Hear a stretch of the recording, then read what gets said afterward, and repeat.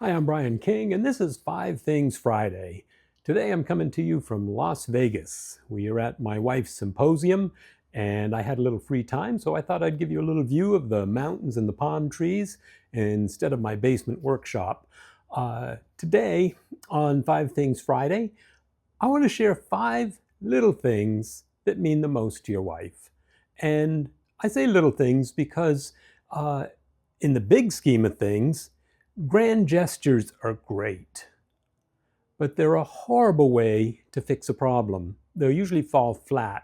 It's like, okay, I'll go kill the dragon for you, but you're going to have to clean up afterwards because I'm not going to do it. So you're really saying the opposite with grand gestures that you're trying to use to fix a problem. So today, 5 things, 5 little things that mean the most. If you practice these on a regular basis, don't try all of them at once, you'll think you've lost your mind, but just add them here and there, one thing at a time if you haven't been doing them already. If you have been doing them already, great. Maybe I'll give you a few ideas of what you can improve on. But the first one is unprompted compliments.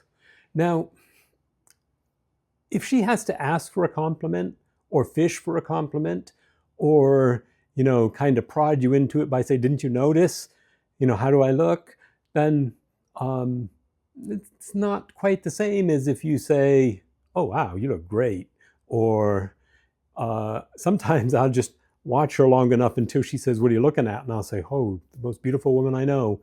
And it means more when she knows you're paying attention to her and she knows that you're thinking about her. That's number one. Number two, physical touch when you're not expecting anything. What I mean by that is, when you give her a kiss just because you came into the room and she was there, or give her a hug because, she's doing something and you want her attention and you just go over and kind of give her a hug and she'll say, what's that for? And you'll say, well, I missed you. So I just thought I'd come say hi. One thing I do lots of times, if I know she's in a very stressful situation, or not when she's actually stressed, but if she's been dealing with a lot of stress, sometimes I'll just give her an extra long hug, and then I'll kind of hold her at arm's distance and just kind of stare into her eyes, and she'll say, what are you doing? I'll say, I'm just wondering how you're doing in there, and just kind of stare right into her eyes, and it just relieves the stress. She knows that I'm there for her if she needs me, and it's so easy. It's just something that you can do naturally. You don't have to put a lot of effort into it. Just let it come naturally. Number three, listening fully. How do you know when it's time to put your phone down and listen? Anytime she's talking. You might say, well, I'll never pick my phone up again. Well, that's not going to be quite that bad, and you can do it. Now, if she knows you're paying attention, the conversation will actually be much shorter because it'll be a two-way conversation. She'll feel like she's been able to be heard. Lots of times conversations last a long time because she doesn't think you're hearing her, because she's got to repeat herself, or you won't engage and she knows you're not really paying attention, especially if you're kind of like looking at her for, yes, dear, yes. That is bad. Don't do that. Talk to her directly. If she's talking, put the phone down and just listen. Listen fully. Find out what she really needs and what she wants, and then respond to it. Number four, acts of service. And here I'm not talking about grand gestures. I'm talking about when you're walking through the house, if you see she's got interrupted and there's a chore half done, like the laundry's half folded, jump in and do it.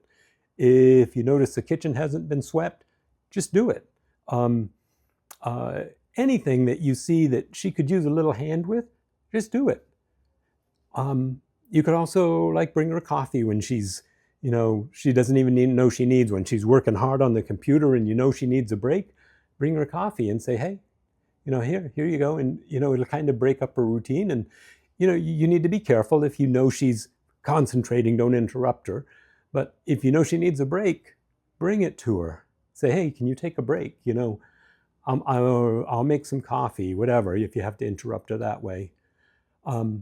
But like I said, those little acts of service don't cost you anything. They take a few minutes and it's no big deal. And she knows that you're thinking about her, that you care, that you're on her team, on her side. And then finally, number 5, remembering the details.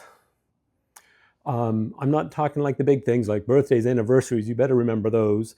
But I'm talking about how she likes her coffee, what her favorite drink is, when she likes her coffee and her drinks, when she could use a glass of iced tea, or when she could use a Long Island iced tea because you know she's super stressed out and she needs something. You got to figure that out.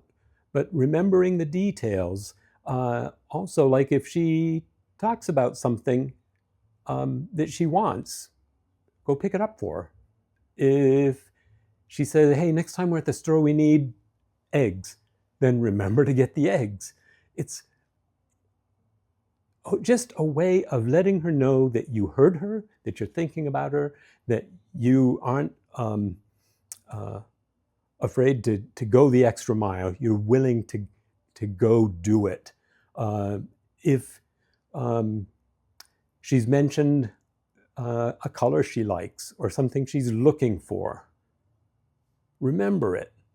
Write it down. I've got on my phone, I've got little notes of things that she's asked for Christmas, or mention that, oh, maybe for Christmas. Okay, I'll write that down. It works out great. Then you don't have to prompt her for a Christmas list because you've already got some things there. And then it just works out really well. So like I said, if you're using a big gesture to try to fix a problem, it's probably going to fall flat. Big gestures are great, but the main thing that keeps you going day to day is the little things. Unprompted compliments, physical touch, listening fully, acts of service, and remembering the details. If you do all that, and like I said, if you haven't been doing it, don't do them all at once because she'll think you've gone crazy, but just try to do one of those things every day and see if it doesn't make a difference. You got a weekend coming up. I want to hear if you tried it and how it worked. Let me know in the comments, and we'll see you next time for another 5 Things Friday. Thanks for listening.